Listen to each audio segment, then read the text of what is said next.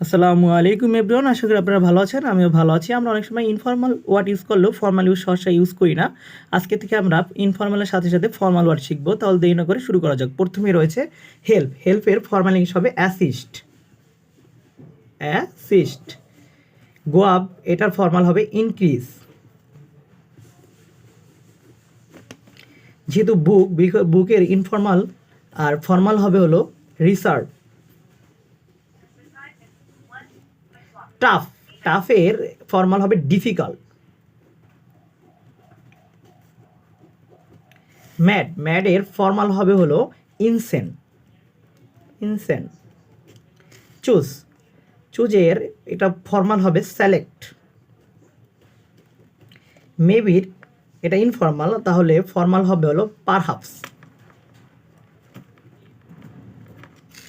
sorry, sorry হলো informal, তাহলে